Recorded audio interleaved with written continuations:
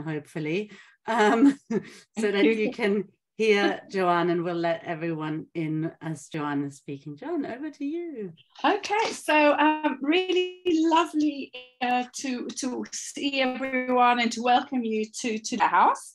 As you know, the Adult Learning Program at Leo Baeck College. I'm Dr. Joanne Myers, and together with Jarek, who is behind the Lehrhaus sign, who doesn't like to really appear in person or in so you can see him. He's the guy that you write to, and he does all the admin for you in the background. So a big thank you to Jarek for all the hard work that he does in publicizing and getting everyone on board. So we're delighted to have nearly 40 people who have signed up for this, and perhaps they might not actually be here on the call, but they will be able to get the recordings as well. So we're very delighted that we've got people from all different parts of the world, which is wonderful. So I just really want to thank Rabbi Lea Mühlstein for giving this talk, and under the auspices of Artseinu, which has allowed us really to offer this talk for free to people, which is a great gift. So thank you very much, Lea, and to Artseinu from us for enabling us to do this. So I think what you've got ahead of you is a very interesting stuff coming on in terms of the Israeli politics. Leah's got this amazing way of making it so understandable, so easy, even though it is such a complex situation, and she's really a wonderful, wonderful teacher. So without further ado, I'm going to say welcome to you all. Good evening, good afternoon. Have a really good time tonight to learn more about what's going on, and I'm sure a lot of you are coming back for the follow-up talk later on in November. So, and then we'll be able to actually see what happened in the elections and how that impacts on us as progressive Jews, as Jews in the world and in Israel. So thank you ever so much, and over to you, Leah, and thank you again. Bye. I'll see you. I'm just going to go into the background now. Thank you so much for the introduction, Joanne, and thank you to everyone for coming to join us. I always say this when I do adult learning. I understand that this might be your dinner time, this might be your lunchtime. If you would like to enjoy your food while listening, feel free to turn your camera off, turn your camera on, whatever you feel the most comfortable with. I also totally understand that you might not have time to stay for the whole lot. So no offense taken at all. I've put you all on mute, and I think newcomers will automatically be on mute when they're coming in, but you can unmute yourself. So if you do have a question in the middle of while I'm talking, please do feel free to interrupt me, especially if it's like a question of understanding. If it's sort of a big, more big conceptual question, then we're going to have some time at the end to be able to answer those. What that will hopefully mean is that those people who might not want to stick around for the Q&A will have kind of had the full picture of what I've prepared tonight. But do feel free to interrupt with questions of clarification. I will try to keep an eye on the chat, but sometimes it's a bit difficult, especially when I'm sharing the screen. So if I don't see your question in the chat straight away, please don't think that I'm purposefully trying to ignore you. It just means I haven't had a chance yet to get to it.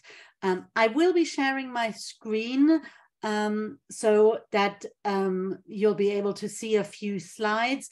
You should be able on your own device, if you don't really fancy seeing the slides so much, to make me bigger, or vice versa, to make me smaller on the side, so that you can kind of balance that yourself. There is normally also, although it depends on the device, a zoom feature where you can zoom in a little bit on the screen share. So that sometimes might help. I have no idea if my typeface is large enough on your device, because unfortunately I have no idea what device you're logging in on, whether it's a tiny iPad or a large computer screen like my computer screen. But hopefully I will be telling you most of the things that it says on the slide anyway. So hopefully you don't have to follow it bit by bit. If people want to have the slides afterwards, I'll make sure to email them to Jarek. And then he can share them with you afterwards, so you don't need to kind of try and take notes either. I think that's enough of the housekeeping. So I'm going to start sharing my screen with you and get going straight away. So today's session is called Israel's Perpetual Elections, What Now? When I had to think of the title, I said, when we were planning these sessions, I said to Joanne, it might make sense to have kind of a two-part series rather than just doing an election analysis, to also provide a little bit of background in advance. So this is kind of, elections are on the 1st of November, so in a week's time. So this is kind of the preview to kind of understand what might be going on. And then a few weeks after the elections, we're going to do a what happened thing. I'm going to try to resist the temptation to be a prophet, because I'm not. So I'm going to try and stay clear of election predictions, even though it's called What Now? But you know, feel free to poke me a little bit, and I'm happy to see if I can make some wild guesses, and then you can tell me if I was right or wrong after the 1st of November. So I thought of to split the session into 4 parts. Don't worry about it, they're not all equal length. So don't think like, oh, we haven't got through part 1 yet. But I just thought it would be helpful to split it into a few smaller sections. So the first bit is, how did we get here, and how do we understand the Israeli election system? For some of you, that will be a recap. For some of you, that might be something new. If I lose you, try to interrupt me, or just don't worry about the detail. Part 2 will look at key issues in the upcoming elections. Part 3 will have a bit of an in-depth look at the political parties that are there. I promise you I will not cover every political party running in the Knesset, because there's always many that nobody's ever heard of, and that will definitely not make it across the threshold. What does that mean? Election threshold, we'll get there in just a moment, but we'll look at some of the political parties in a bit more detail. And then finally, we're going to wrap up with 3 questions that could decide it all. I stole that title from a Haaretz article from a couple of days ago, but I think that's useful for us to think about, because they will be part of the important factors. And there might be more, but we might discover those when we go into our question and answer session. So how did we get here? So first of all, Israel has a single chamber legislature, which means there are not 2 different houses. So we don't have in Israel the Commons and the Lords, or like in the US, the Senate and the Congress. We just have the Knesset. The Knesset is made up of 120 members. In general, they tend to represent more than 15 different political parties. I think 15 was probably the lowest number we ever had. It doesn't mean they all run as independent lists. What happens in Israeli elections a lot, and we'll see that when we look at the political parties, is that smaller political parties come together and form a joint list. Some of them are even called the joint list, or one of them used to be called the joint list. It just fell apart, actually. It's no longer joint. But in general, oftentimes the smaller political parties come together, and it might be that there's only one person from a political party as represented in the Knesset. Why did we get here at having another set of election? Well, the current government coalition, or what was the current government coalition, started off with, there really was no better word for it, as the anti-Bibi government. It was the most impossible coalition one could imagine.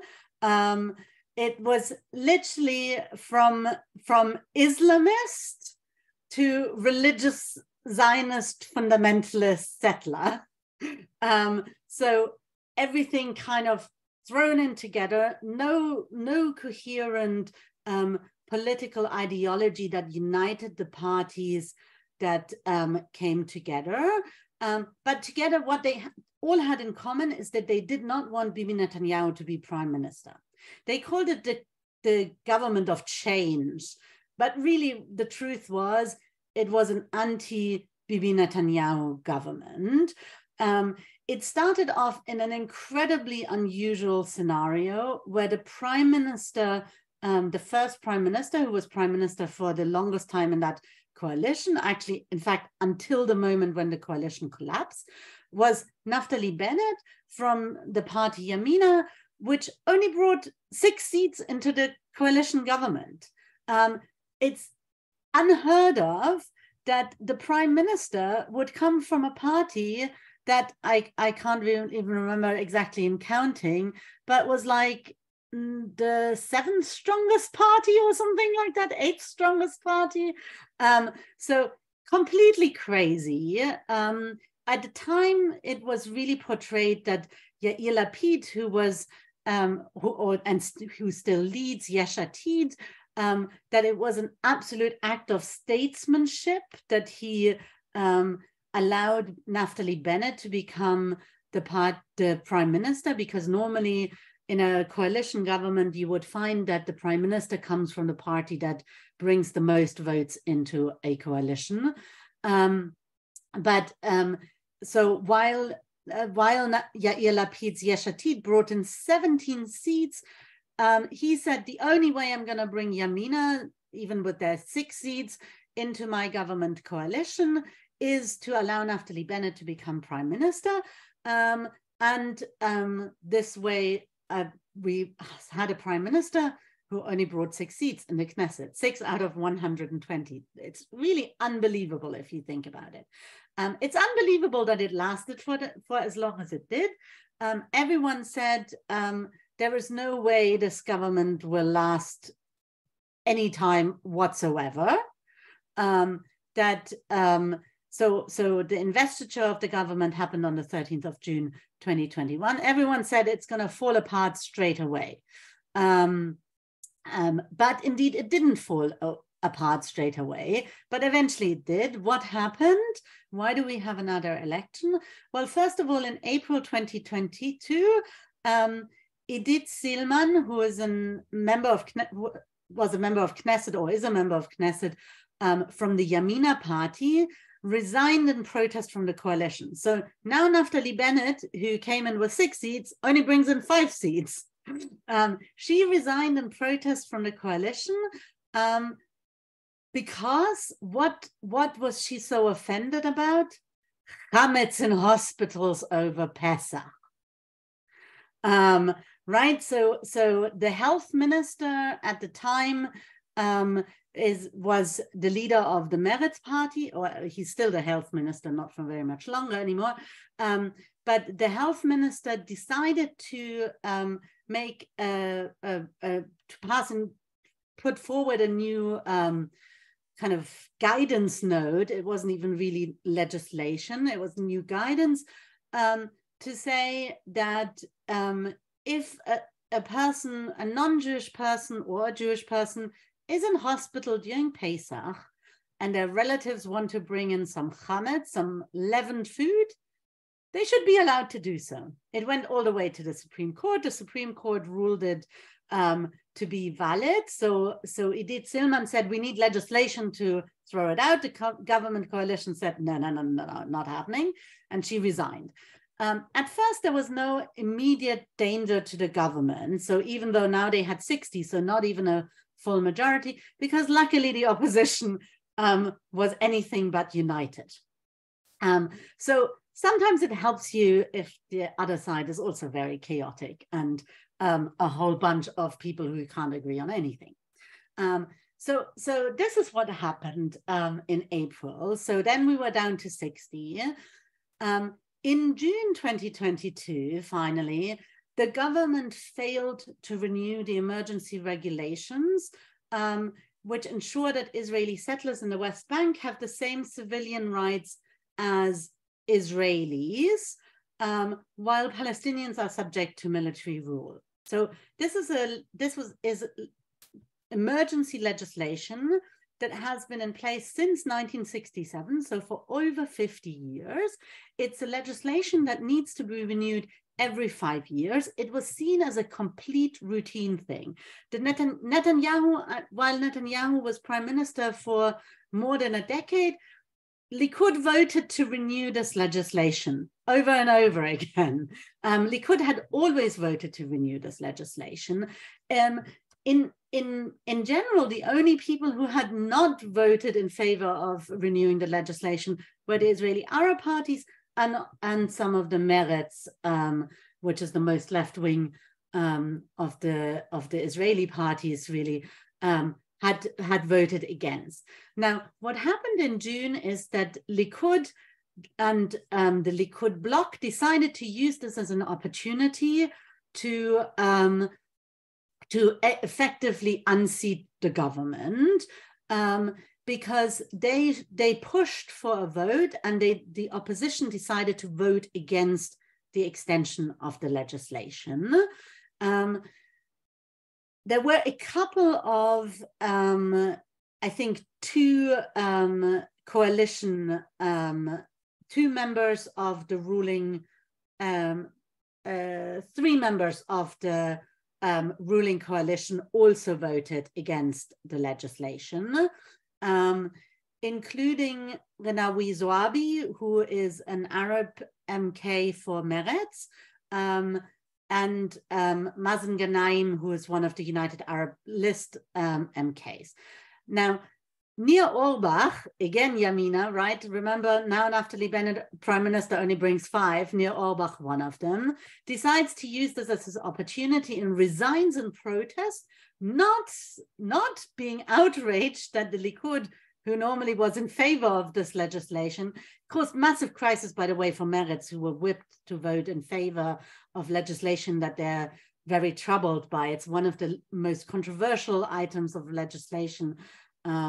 You know, even Meretz politicians talk about it, that this is kind of a bit like apartheid. You have 2 laws for 2 groups of citizens. So Orbach resigns not in outrage because of the Likud people, but in outrage because some of the Arab coalition members voted with the opposition. Really, the honest truth is probably the reason he resigns is that the only way that emergency legislation would automatically be extended is if the Knesset collapsed. And if the emergency legislation hadn't been extended, there would be no guarantee that settlers would be even allowed to vote in Knesset elections, which would have destroyed the right. So actually, it was at this point that they kind of had to collapse the coalition, because otherwise it would not have been possible. Now, at this stage, it really was, they no longer had a majority. It was clear it was going to be over. They voted to trigger the 5th elections within 4 years. Lapid had been smart.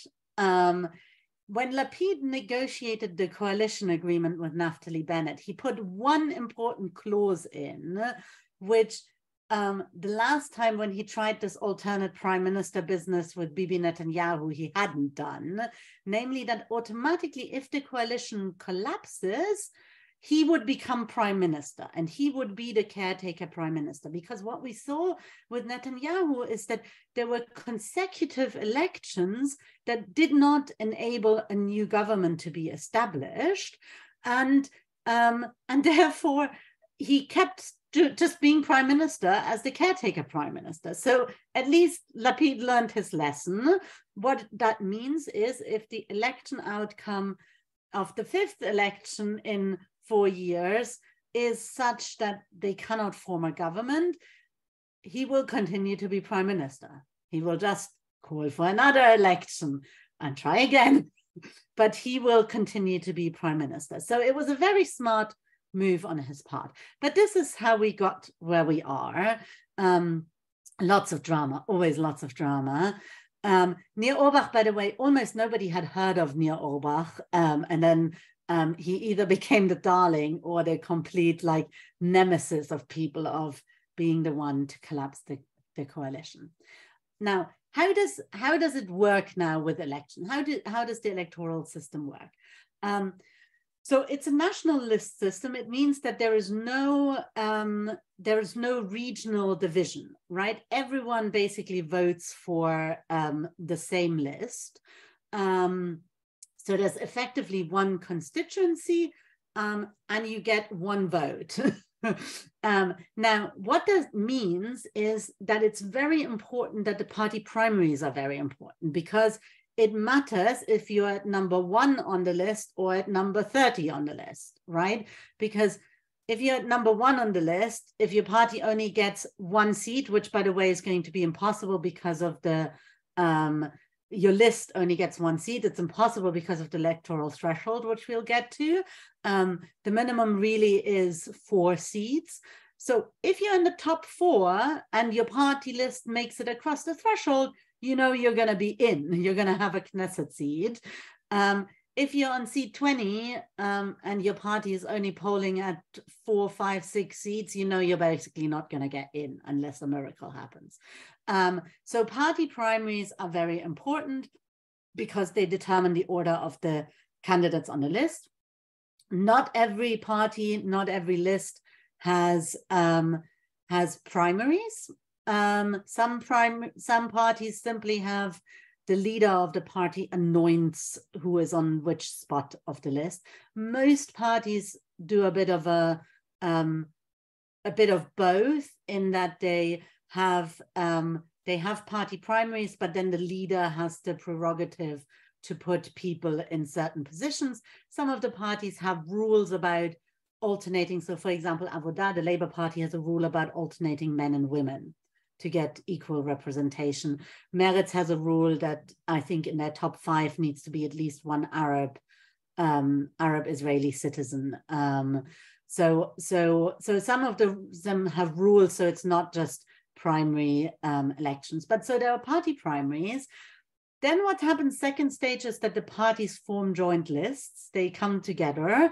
It's a negotiation. It generally is a question of, do you think you're going to do better on your own or with somebody else? Are you both going to not make it across the threshold? Are you going to together make it across the threshold? And so on. So the parties form the list. The elections take place. Each person voting votes for one party list. And we'll see in a moment, or in a few moments, how you actually vote physically. Once the elections have taken place, it all gets counted. Then any party who gets under 3.25% is just out. Don't get a seat. Tough luck if you're 3.2%, no seat. Everyone above 3.25% gets seats according to direct proportional representation. So everyone left is will have the seats distributed. Now, what happens when you have 120 seats to distribute and you do a percentage is that there are sort of leftover bits. Right, because you only get full seats. You can't have like a half seat. So if you would be a party who has 2.5, who is supposed to get 5.5 seats, you might have a vote sharing agreement. It's called the Bader offer method, with another party where you can kind of move your half across, or they move their half across. It's basically a way of helping parties that are somewhat aligned with you across the threshold, so that you together get another seat. Don't get too lost in it. It doesn't affect majorly the outcome, but it's one of the reasons why things shift a little bit. Why sometimes when we see sort of the election outcome on day one and the percentages, it's not quite yet clear of how it's going to work out in terms of in terms of the vote sharing, and there might be sort of one seat moving one way or the other. Now, Israeli elections don't have, there's no mail-in vote. You have to vote in person. You can vote in prison and you can vote in hospital, but you do need to vote in person in country. The only exception is if you are in a diplomatic role or a formal emissary of the Israeli government, then you can vote at an Israeli embassy. So shlichim, for example, can vote at the embassy, but expats can't. So that's important. Now, how do we get from the election to the government? So MKs are selected according to the number of seats that the list receives, right? And you basically just work your way down the list. If you get 6 seats, the top 6 names become MKs. Once you are appointed to the Knesset, you own your seat. If you change party, you move your seat to the other party. This is another thing that tends to happen after elections.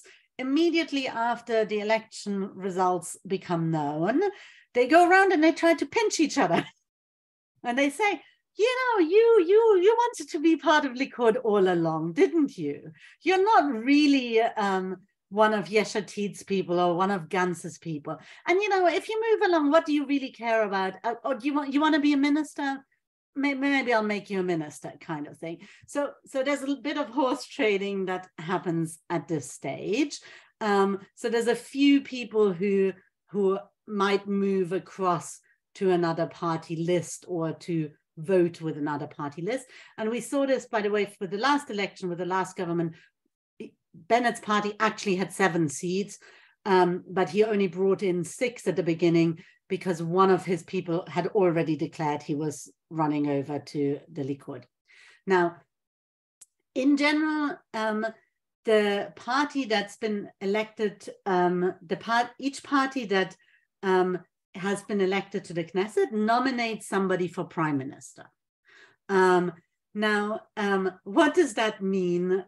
They nominate someone for prime minister. Well, it normally doesn't really make sense to just say, well, I want to nominate my party leader if you only have 5 seats. It generally means that if you as a party think this person would be able to form an actual government. Practically, it tends to mean you put forward initially the person whose party has the largest number of seats.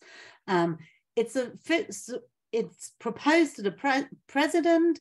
The president then asks that candidate who has been proposed by the most people to try to form a government. The candidate for prime minister then has 42 days to form a government and to sign a coalition agreement.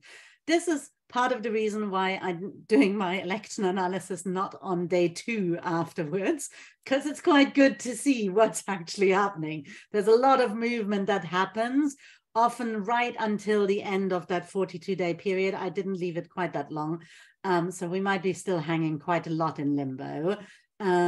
And what we saw last time, right, with the last government, actually Bibi Netanyahu initially got the mandate and tried to form a government, failed. Then Lapid got the mandate, and just about on the very last day, often it's on the very last day of the 42 days, do they succeed in signing a coalition agreement. That has to be signed by all the parties coming together. So that then brings us really to the true challenge, which is this challenge of coalition negotiations, right? So it's a lot of different parties with a lot of different positions that need to try to see how can we actually form a government. And we're going to look at the parties in detail in just a moment. So this is kind of a little bit the overview of how does the system work and how did we get here. I'm just going to pause a second to see if there's any questions of clarification. I might just stop my screen share for a moment and I can see you more easily. You can just unmute yourself if you have a question. No. Okay, wonderful. Well, actually, yeah, I do, yes. Leah. So just so I can know where we are at this very moment in time, where you were on the initial check the 5-item checklist. Right now, all the people who are candidates have been put on their prioritized list. And so, like, for example, is Gilad Kariv on a list, and where is he on the list for labor? Okay, so absolutely. So where we are now is, and we've been there for quite a few weeks. I can't remember exactly anymore the cutoff date.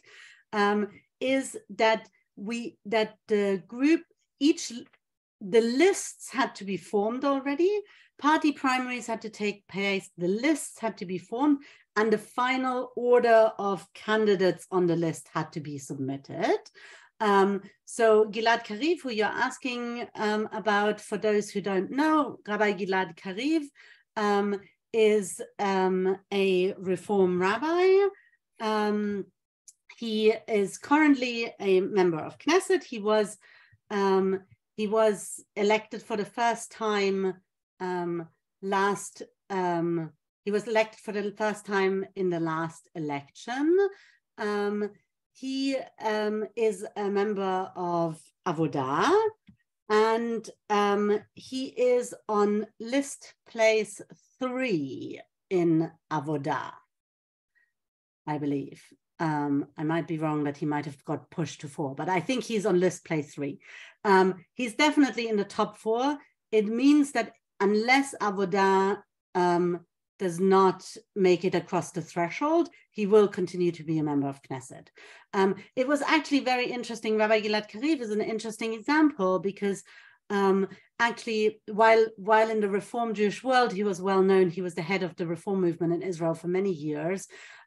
He wasn't necessarily that well known in the labor world. I mean, he was like in a niche of it, but he had tried numerous times before to become a member of Knesset, had never done particularly well in the Knesset, in the primaries.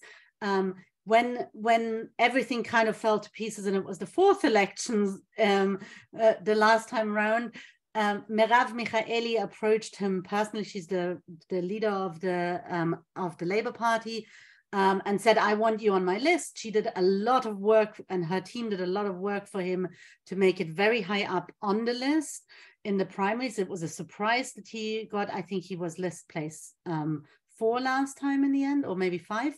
But what happened was that he became not a minister, because Merav Michaeli said she doesn't want anyone who has no experience of being a member of Knesset to be a government minister straight away. But he became the chairman of the Knesset committee, which has all the every piece of legislation has to go through that committee, which means it's constantly on television. And everyone actually suddenly saw him and they liked him, and he was funny. For those of you who have had a chance to meet him, they will understand that. But many Israelis had not really been exposed to that side of him, because the only side that they'd seen publicly was when he was complaining about the Orthodox, or how, Reform Jews should be treated more equally or something, which is not necessarily a topic that kind of got traditional labor voters excited, which is what you want in the primaries, right? But because he did such a nice job with his committee, actually it probably got him a much better position politically in hindsight than if he'd become the diaspora minister, because Nachman Shai, who's the diaspora minister, I think came 27th in the primaries or something terrible. Like shocking. In fact, apart from Merav Michaeli, who didn't have to run in the primaries, all the labor ministers did so badly, there's no way they're going to get elected as members of Knesset, which is a really interesting tension. So the person, I'm pretty sure Gilad is 3, the person who came up in front of him was the other junior first-time MK in labor. So we are now at the point we know who is who on the list, unless somebody drops out at the last moment, which sometimes happens, or dies, also has happened before. Some of the candidates are really old. It doesn't necessarily involve a total tragedy. But unless something radical happens, we know the order of the people on the list.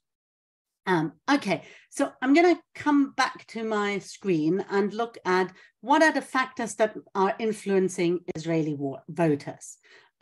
So Israeli voters were asked, the Israel Democracy Institute is a governmental kind of research institute that does sort of polling. Polling is actually very problematic. In Israel, they don't do party political polling. There isn't really an independent polling system. So normally it's broadcasters that commission polls, election polls, and they're seen a lot less as reliable, a lot more politically biased and so on. So polling in general is a bit of a difficult one, but they do more, they basically do surveys into voters' behavior and stuff like that. So they have an Israeli Voice Index, which published its data for July 2022. So they did the survey in July 2022 and published at the beginning of August. They found that the single most important factor for Israeli voters, they say, my top factor for 44% is the economy. Israel, like most other places around the world, faces high cost of living. Economy is a huge issue. Israel, by the way, has faced it for a much longer time than, for example, the UK. They're in a perpetual cost of living crisis. So 44% say the economy is most important. Interestingly, the second most important reason is the identity of the party leader. There is still very much a kind of personality cult. It's really kind of paradoxical, right? Because there's only one party leader and then there's lots of candidates below. But actually, most people say, I don't really care who candidate 2 to 30 is, which is a real tension because 2 to 30 are going to bring 29 votes in the end, not the party leader. And especially we'll see with some of the more extremist party, we see that there are some unsavory individuals when you go a bit further down the line. So actually, if you want to be prudent, you should care a little bit about who comes below. But the identity of the party leader is a big thing. Lots of the advertising is like focused on the party leader. Lots of face pictures of big face of the party leader.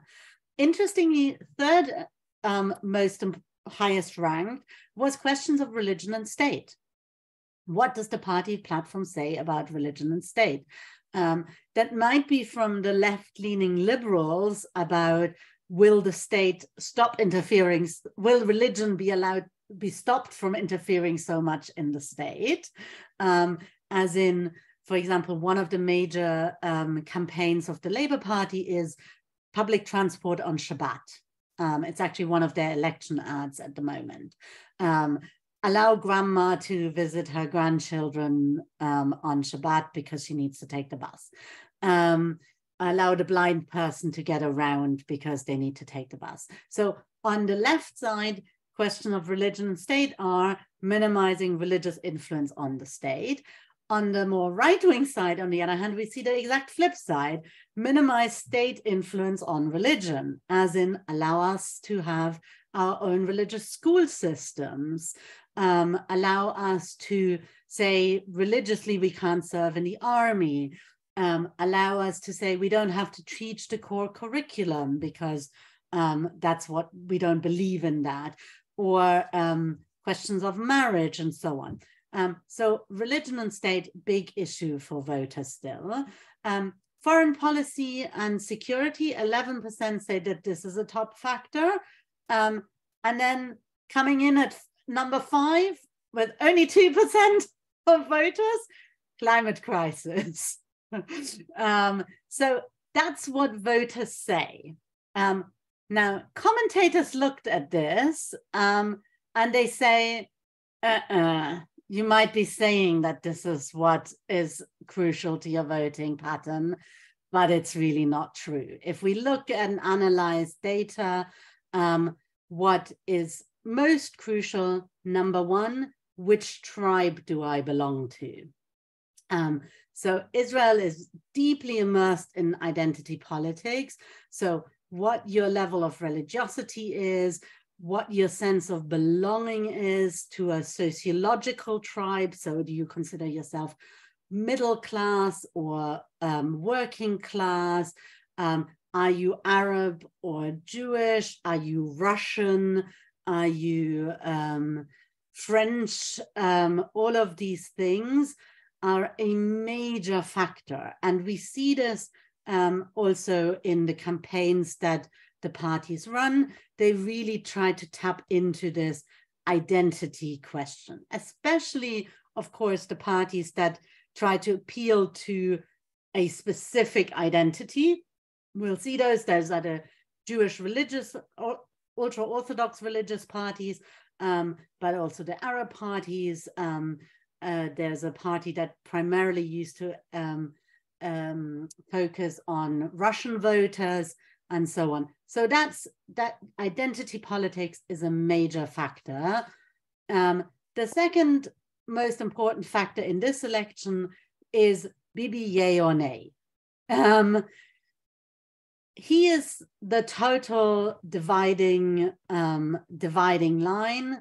Netanyahu's supporters believe there is no future without him, and his opponents believe there's no future with him. If we have time at the end, I'll show you one of the election clips from Likud where you really see this, like the clip starts off in black and white even, right? And they're trying to drag us back to the times of black and white. But with Bibi, we can move into the colorful future.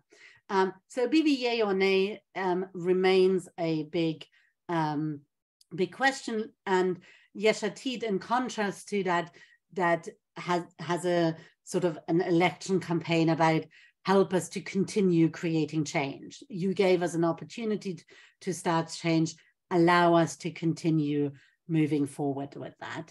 And then finally, and this is relatively new actually in Israel. Israel is known for its swing voters. Almost no other country has so many parties appear and disappear straight away.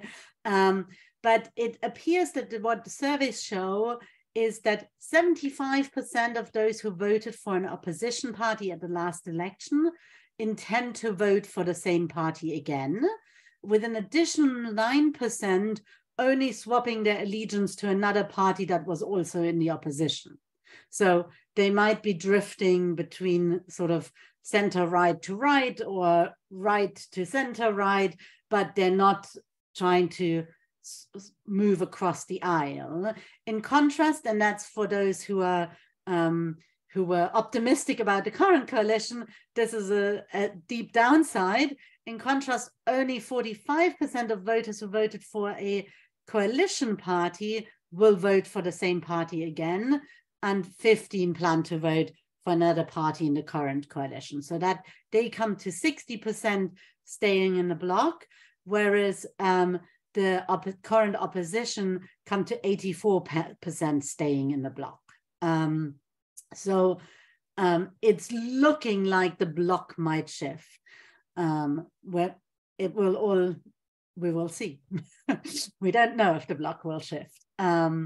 So let's look a little bit at the different parties. I started talking about them, and I apologize, it's almost impossible to kind of work out what should you do first, because all of these things are intertwined. But we'll have a little bit of a look at the parties. So let's start with Yesh Atid, because it's the party of the current prime minister. And it's also, I apologize, I really have tried to not put my own political bias in the order in which I present the parties, although it's sometimes you can't escape it. Yesh Atid, current prime minister, right? It's a party, well, a few years ago, I would have said a relatively new party, but founded in 2012, so a decade old, seems like almost like an old party. Very centrist, very much tries to appeal to the secular middle class. big focus on civic, socioeconomic, and governance issues, really did a big campaign around trying to fight government corruption, for example, and not exactly the darling of the religious community, because they made a big push to end the military draft exemptions for the ultra-Orthodox. Ever since its founding, Yair Lapid, who was a journalist before becoming a politician, has been the central figure, and it remains until today that really Yesh Atid is synonymous with Yair Lapid. In terms of more general ideological orientation, there are, again, it's mostly around civic life and democracy, equality, and so on. Now, this is not linked necessarily to Yesh Atid, although it is linked to Yesh Atid, but if you look at the image here, what you see is this is how Israelis vote. So Israelis don't get a ballot paper when they go into the voting booth, they get an envelope. And in the voting booth, there are all these index cards. And you pick the index card for the party that you want to choose and stick that in your envelope and post that. And I think actually maybe now they've even got rid of the envelope, so you just stick it in the box. I can't remember. But so each party tries to get initials that are good. So people like early initials, but they also might like initials that are spell a word out or something. So here is you see this picture. Now, moving on to the Likud, not currently in government, but we really have to say at the moment expected to again get the largest number of seats. That was true the last time as well. Really now synonymous with Bibi Netanyahu, although it is an old party founded in 1973 by Begin and Sharon, out of a number of even older right-wing political parties. The most well-known of the ones that join is Cherut, and in some countries Likud is still known as Likud Cherut. This is the origins of Likud. If we are honest, in terms of public policy, interestingly, the Likud is not that different in terms of political position to Yesh Atid. If you look at, I mean, maybe around like corruption, the Likud doesn't really care about corruption. But if you look at economic policy or even security policy, treatment of Palestinians, questions around the occupation, not a very large difference. Slightly more right-wing, and certainly has individuals amongst it that are more right-wing, but not overwhelmingly more right-wing than Yesh Atid. However, they appeal to the right wing. So they are very willing to go into coalition with the right wing, whereas Yesh Atid tends to look more toward the left in terms of its coalition partners. So the parties itself, not that big a difference necessarily. And of course, famously, it was the Likud party that led the disengagement from Gaza. So it's not even that kind of, they're always the hawks and never in favor of difficult compromises. So, and that was when Sharon was still in the Likud, who then left to form a new party, which no longer, Kadima moving forward has moved so far forward, it no longer exists. It's gone Kadima off into the distance. Now, I'm adding him at number 3, partly because very, very scarily, the projections are that potentially the religious Zionism list, it has joined a list. even though they are running only under the title Religious Zionism, which is Smotrich's party, might get the third strongest number of votes. It's really rather scary. They are far-right extremists. Some of the characters that are on their list are so outrageously extremist that there were even people excluded by the Supreme Court from being allowed to run for Knesset election, which is unheard of. The only other time that happened was really when there was kind of a terrorist party trying to run, the Kahane. They see themselves in Kahane's footsteps. They are really outrageously extremist. Now, some of you who are in the UK might have seen this cover. It was the cover of the Jewish News last week. Where is the outrage? Portraying here Smotrich, that's the head of the Religious Zionist Party, together with Itamar Ben-Gvir, who's from Otzma Yehudit, one of the list partners. There's also Noam in there. Noam means pleasant. They're anything but pleasant. They are steeped deep in racism, homophobia, hatred against non-Orthodox forms of Judaism, anyone who's in any way different. They support complete annexation of the West Bank and so on. It's not a very nice party. Interestingly, it's presenting a serious challenge to the Likud because they're losing their right wing to these outrageous people. And it is starting to present a challenge to the ultra-Orthodox parties. Because for the first time, we're seeing that some of the ultra-Orthodox younger voters might not vote for the ultra-Orthodox parties, which is almost unheard of.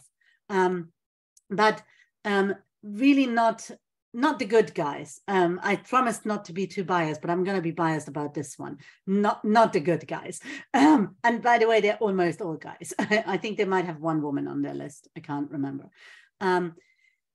National Unity Party, Hamachaneh Hamamlachtit, almost impossible to translate into English, but because Mamlachti means statesmanship thing. It's a very Israeli concept from the early Zionist days, that we are going to be kind of a country where the things that bring us together are more important than party politics.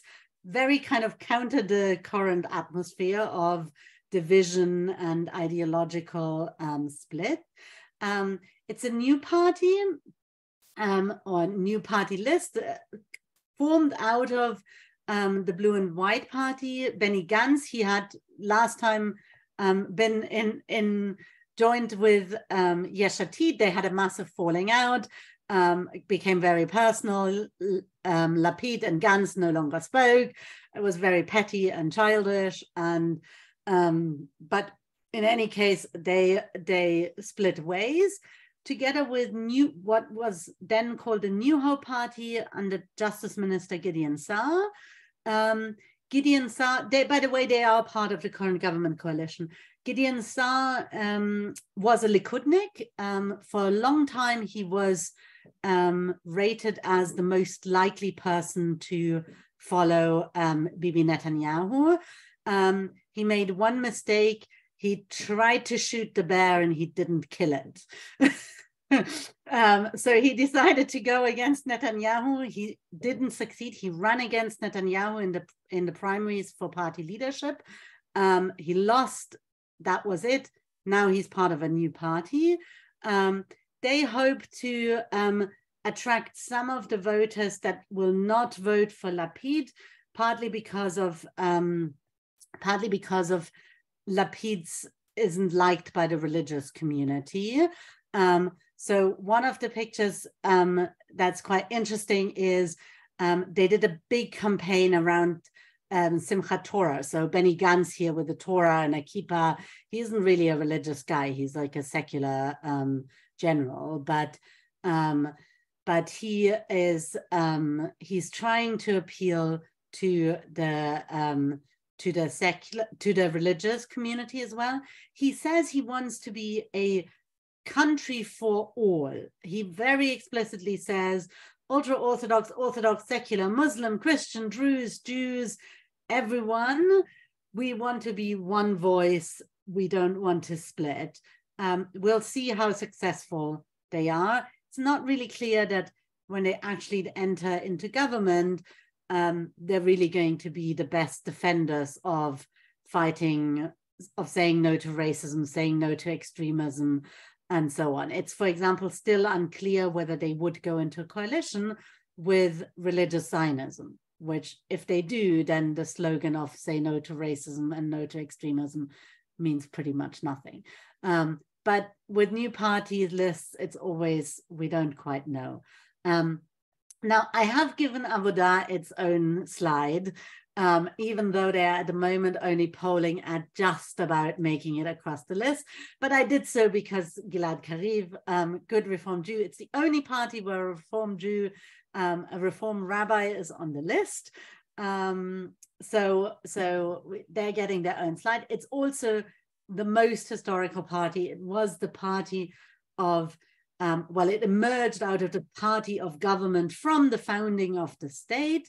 So Ben Gurion was part of the Mapai, established in 1968 as this joint list. Until 77, all Israeli prime ministers were affiliated with the labor movement. So it's really, it's a tragedy where they've ended up. In the 2000s, they had a very successful run under now President Bougie Isaac Herzog, when they won 24 seats, 19 of which were to Labour. It was a joint list. So hugely successful in 2015, but then sadly not so much anymore.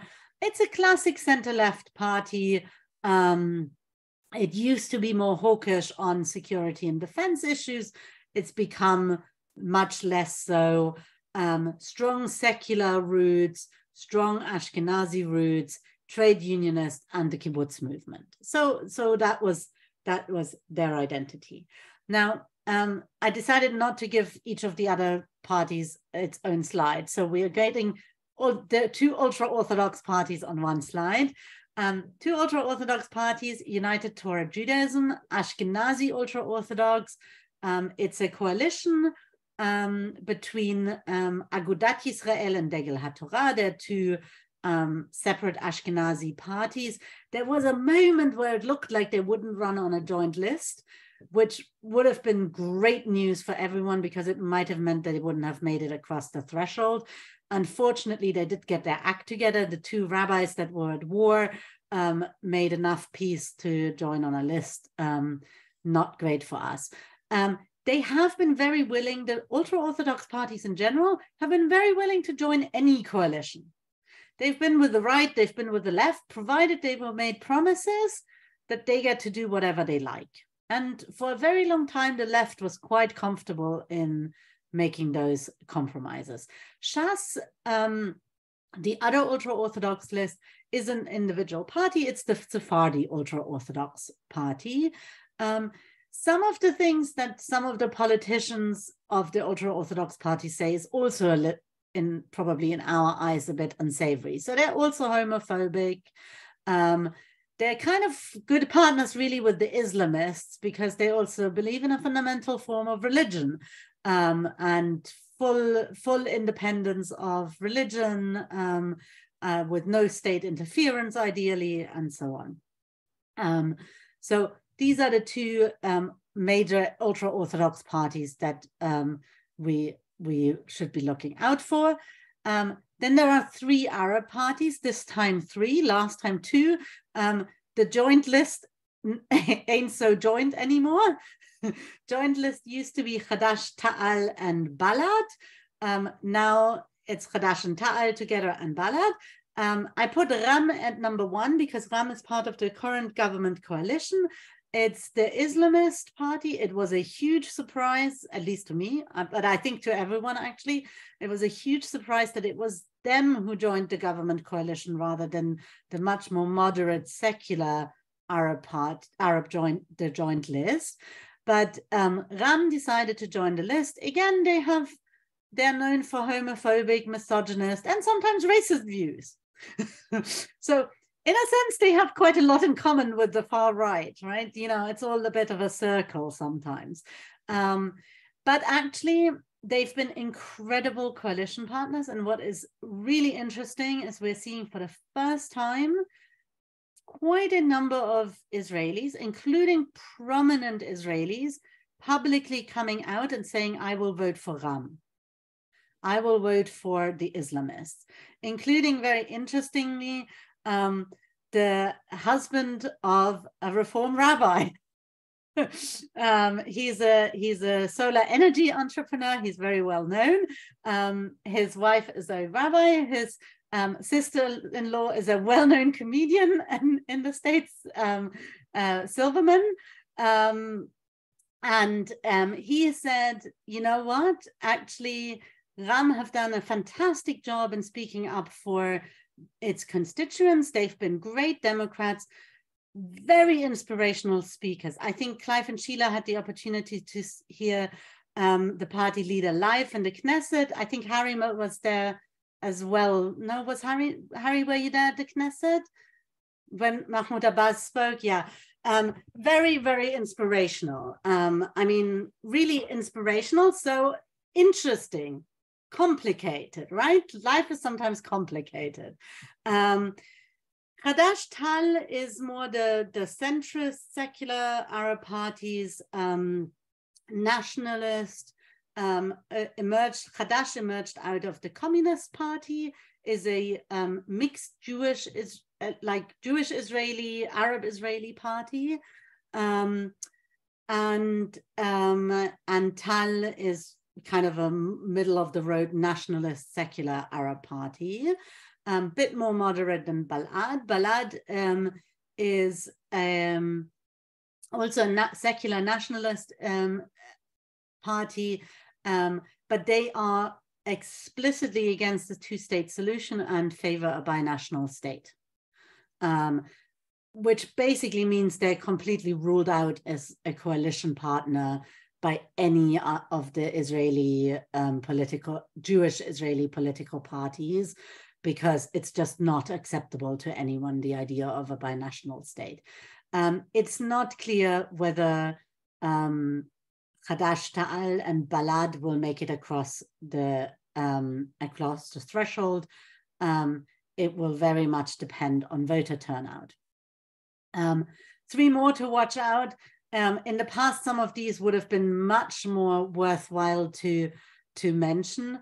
Meretz, not the newest party, but not totally old, 1992, had a very bad run with this coalition, made every mistake possible. At one point, it looked like they weren't going to even be able to find a party leader. They've recycled party leaders like the Conservative Party in the UK, have now resurrected Zahava Gal'on, who had retired already in 2017. And she wasn't that young when in 2017, to hope that that might get some of the older voters back. At the moment, it looks like they're just about going to make it across the threshold. They will join a left-wing anti-Bibi coalition, but are not likely to be a deciding factor in the election. Israel Beitenu, Avigdor Lieberman, at one point was the kingmaker. At one point was really the centrist party. It's originally the base in the Russian-speaking community. Avigdor Lieberman, very strong Russian accent. This election doesn't look like he's going to be very strong. Doesn't look like it's going to be terrible, but it doesn't look anymore like he's going to be the kingmaker. He caused basically, I think, election number 4 we got because of him, because after election number 3, he had the opportunity to, no, actually, I think we got election number 3 because of him. I think he refused to join the proposed coalition after election number 2. There's been so many changes, I lose track. Finally, Jewish Home is the party that kind of came out of again Yamina and Naftali Bennett's party. Ayelet Shaked left. She's currently Minister of the Interior. Longtime ally of Naftali Bennett, was once the right wing of the darling of the right wing, a little bit a Suella Braverman type character for the Brits on the call. She's really lost a lot of favor because she joined the coalition. She did a video. It's quite incredible. I mean, if you have time to look at these campaign ads, it's worthwhile looking at them. Some of them are available with subtitles. She did a video at Slichot services begging forgiveness. And that this year for Yom Kippur, she filmed at the Kotel, this year for Yom Kippur, she's going to pray for forgiveness for her act of joining this coalition. Really quite astounding. But this is Israel. There's a lot of things that are astounding. So finally, what did the poll say? Because I said I'm not going to try to predict it all. At the moment, looks like a clear lead for the Likud, followed by Yesh Atid with Yair Lapid. Religious Zionism, right? This is what I said, the unsavory lot, with coming in third. In fourth position, Gantz Saar's National Unity. Shas coming in after that, then United Torah Judaism, so our true ultra-Orthodox.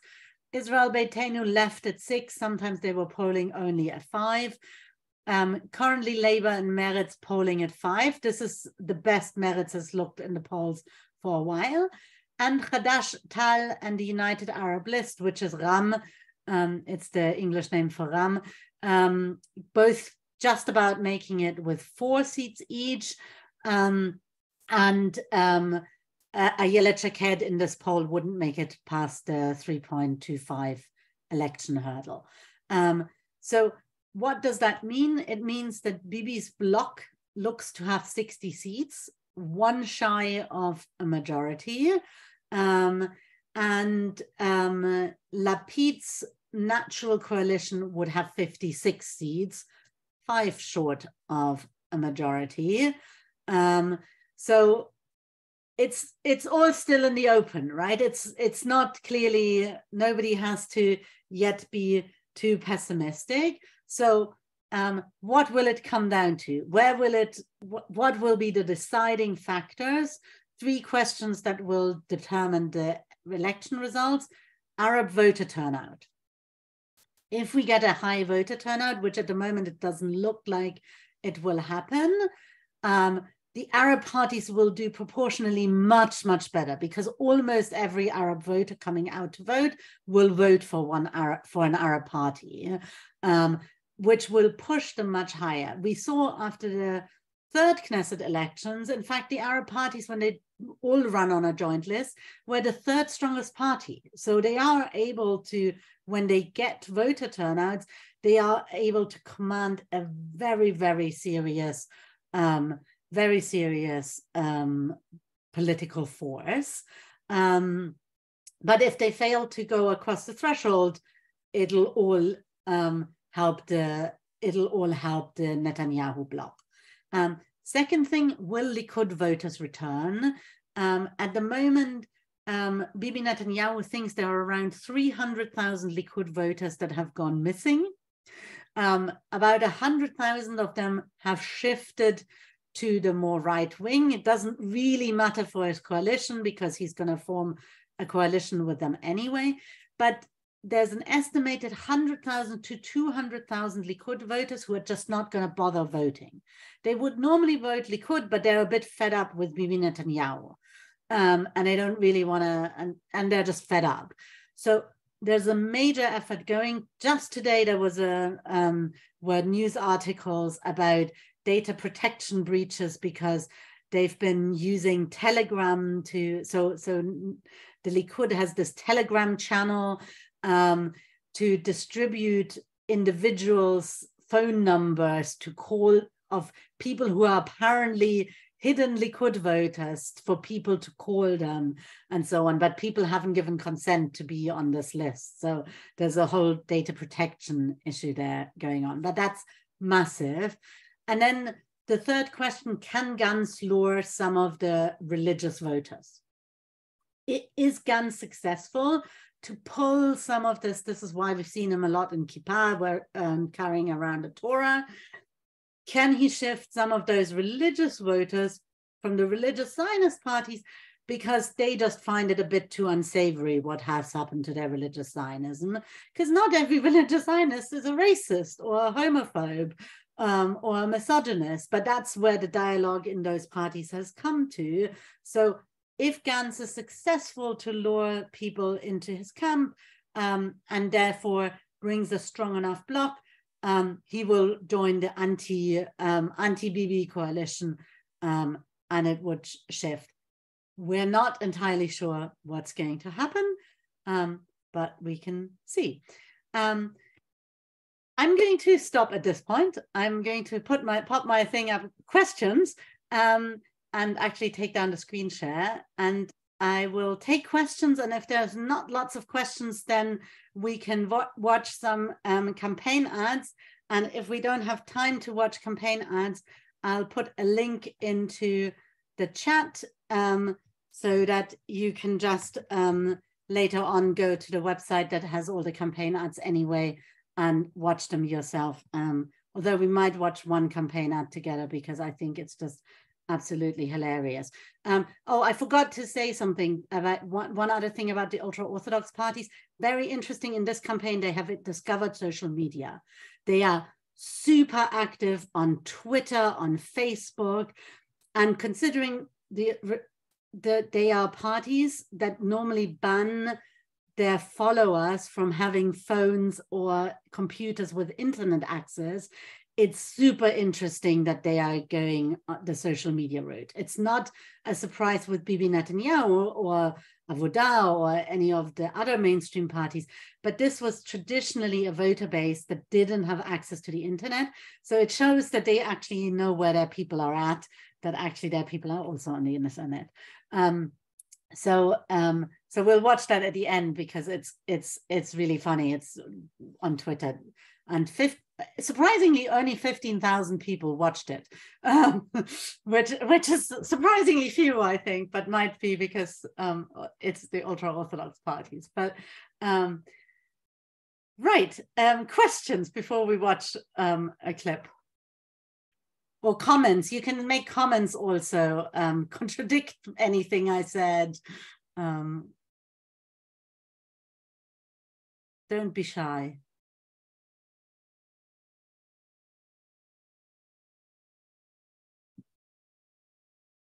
I have flattened you all with too much information. Not. Do you hear me? Yeah, yes. Not much of shy, but the political system in Israel, the parties, are such a novelty for me. It's something I do not, well, now I understand much more after your exposition, but it's something that puzzles me how it works, how it does work. But now I understand why it came to be how it is now, so. By the way, some would say it doesn't work. 5 elections in 4 years could argue that it doesn't work. Yeah. Well, perhaps that's just the meaning of it. Yeah, I mean, you can at least argue they do democracy. So Rich is asking if I will make a prediction. It's not impossible that there will be another election. It's definitely I would say it's just as likely as it is that we will get a Bibi government or that we will get an anti-Bibi government.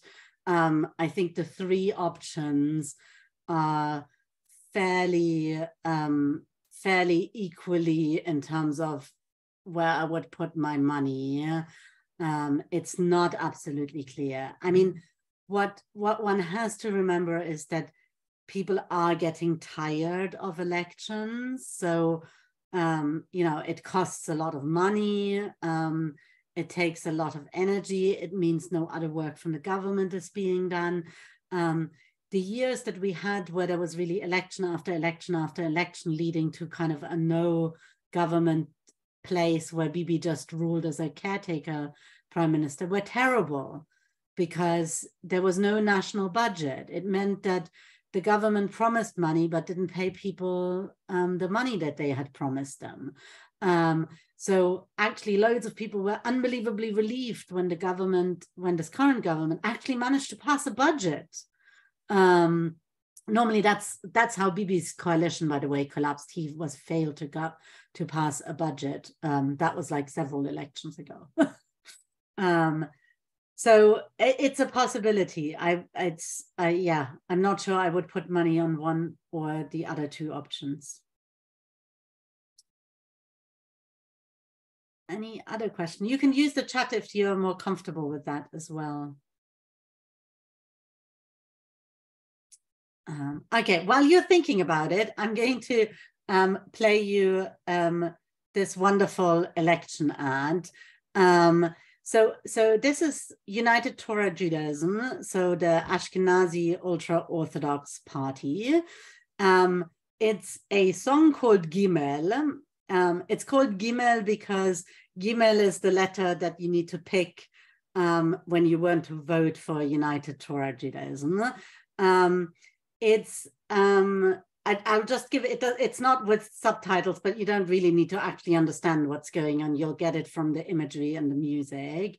It starts with a clip from the Rosh Hashanah prayers, which is the prayer to ask for the downfall of wicked governments.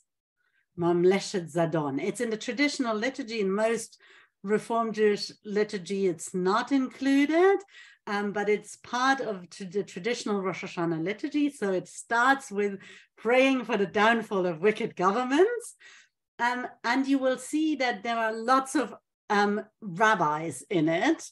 And basically the whole video is listen to your rabbis, vote for Gimel. That's basically the very sophisticated message. So I'm going to share my screen and hopefully you'll be able to hear. כי סביר בממשלת זדון מנועץ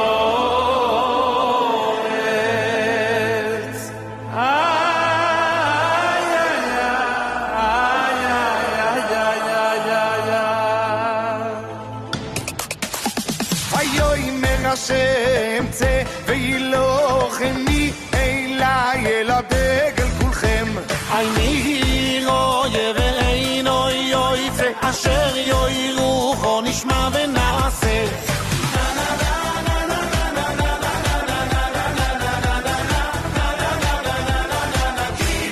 לי לשם אל הדגל גימל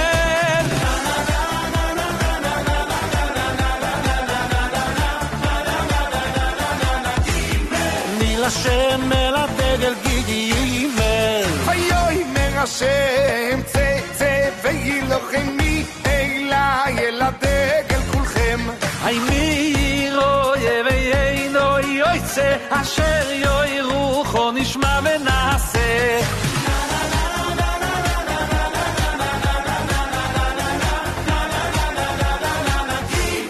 לי לשם אל הדגל גימל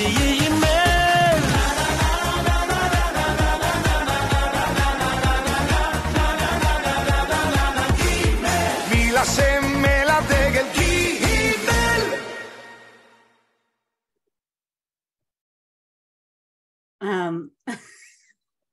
So you get that they are trying to clearly appeal to a slightly different voter base than in the past, right? Of course, what is completely absent in the video? Policy? Policy, no policy, definitely no policy. Just lishma v'naaseh, listen and do. What else is completely absent? Women. Women, no women, right? Definitely no women. Very, very interesting, intriguing that this is where, because, you know, if you saw the rabbis there, they're all like they're kriach along because they're not the youngest anymore. And suddenly they're giving this image as, you know, we're the young, dynamic party. Very, very interesting. If nobody has a question, I'll play you the Likud ad as well. This one has subtitles. So let me play the Likud one. ישראל הולכת אחורה. בשנה האחרונה, יוקר המחיה שבר שיא של כל הזמנים. החשמל והסחירות, מעונות היום, המזון, המים, הכל יצא משליטה, הכל עולה. משפחות לא סוגרות את החודש. ישראל הולכת אחורה. הגאווה הלאומית שלנו, בשפל שלא ידענו. דגלי ישראל מקופלים בקנייה ובפחד, בזמן שדגלי חמאס ואש"ף מונפים בלב בירתנו ירושלים. אזרחים מפחדים, פטריוטיות הפכה למילה גסה. בשנה האחרונה יש לישראל את הממשלה החלשה בתולדותיה, והאויבים שלנו מזהים את החולשה הזאת מיד. המעמד הבינלאומי של ישראל, שבנינו בעמל ובהצלחה, המעמד הזה מתפורר לנו מול העיניים. ממעצמה גאה שמכתיבה את הסדר האזורי, ששמה יצא בכל העולם, הפכנו למדינה מובלת שמקבלת כל תכתיב בהרכנת ראש. ישראל הולכת אחורה, וכולנו מרגישים את זה. אבל אנחנו גם עם מיוחד, עם שאין דומה לו, עם שקם מעפר, עם שמתלכד בזמנים קשים, שמאגד בתוכו את כל הדתות והמגזרים, עם שלא נכנע, עם שלא נשבר, מדינה שאזרחיה אוהבים אותה עד כלות הנשמה. בשנה האחרונה ישראל הלכה אחורה, אבל בקרוב כל זה הולך להשתנות. בקרוב ובעזרתכם נחליף את ההנהגה ונפעל למען כל אזרחי ישראל בלי יוצא מן הכלל. נחזיר את הגאווה הלאומית, נחזיר את הביטחון האישי, נטפל ביוקר המחיה ונחזיר את הצבע לפסי הדגל שלנו. יחד נביא ממשלה לאומית יציבה ששוב תצעיד אותנו קדימה. רק הליכוד יכול להקים ממשלה יציבה ל4 שנים טובות.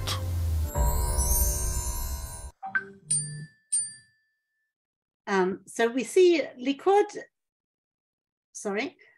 Likud definitely more policy, right? More policy, much more diverse. It's what I meant by actually politically in terms of its policy issues, not that different to other centrist parties. Very much centered around Bibi Netanyahu, right? It's all Netanyahu's voice, it's him. Not a single other candidate appears. So even for the United Torah Judaism, they had like several of their candidates that had to participate in this video song thing. With Likud, it's always Netanyahu. There's nobody else in there. Very powerful kind of imagery. And of course, this promise for 4 years. I should say, because, and then I'll come to you, Hannah, sorry. What I haven't talked very much about is the escalating violence amongst Palestinians and Israeli Arab citizens at the moment that we're seeing.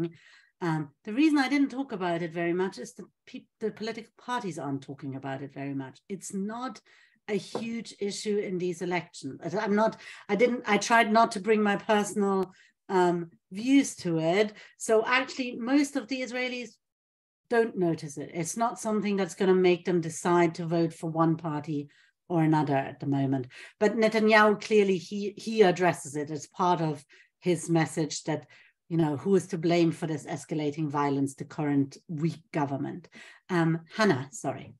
That to me, that just a comment on that ad, it could have been the Republican Party in the United States blaming the Democrats. Hannah, I was thinking, make Israel great again.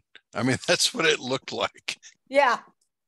Yeah, it's that, and that's what Netanyahu follows, right? Those are his heroes. I mean, it's a very clear. There's a very clear connection here. So I'll put it in the chat. You can look at it. There was an article of Jewish Unpacked which did 14 campaign ads that give you a taste of the Israeli elections. There's a few others that are quite interesting. So the Yesh Atid one is really all about change, right? We don't want to stay still. We bring change. Bibi basically says, no, too much change. You know, we want to go back to, in a sense, he's saying we're going backwards, but he's actually saying we want to go back to the good old times. It's a very kind of counterintuitive ad. Our time together has come to an end, unfortunately. It's been absolutely lovely.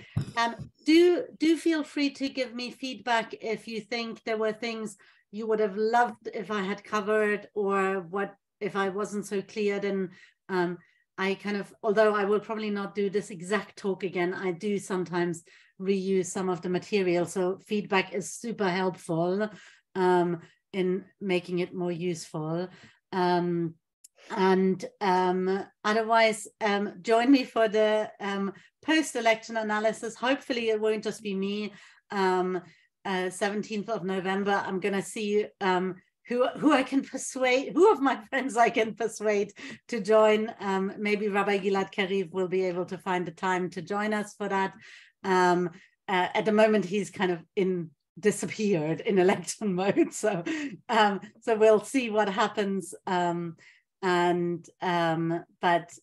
do join me. And if you are from a different community, I do these talks also for communities. So if you want to invite me to your community, please do feel free to be in touch with me, either via Yarek or Leah@artsenu.org will work. I'll put that in the chat as well for you to see. So you can just be in touch that way as well. And thank you so much for your time. It's been lovely spending time with you. Yeah, thanks so much. This was really helpful. Thanks Appreciate so it. much. You're welcome. Great. I'm Thank going you so to much. stop the recording.